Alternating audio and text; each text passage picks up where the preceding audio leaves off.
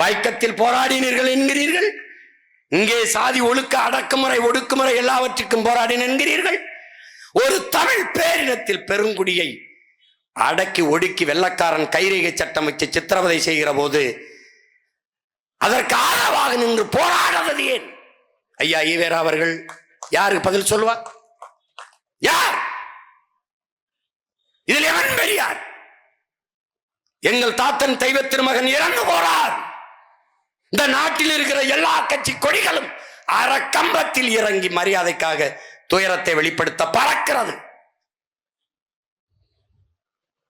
அவர் இறந்ததற்கு அறக்கம்பத்தில் பறக்காத ஒரே கொடி திராவிட கழக கொடி. இப்ப அவன் பேரங்க நாங்க என்ன முடிவு பண்ணணும்? அந்த கொடி இந்த நாட்டில் எங்கேயும் பறக்க விடாம செய்யணும்.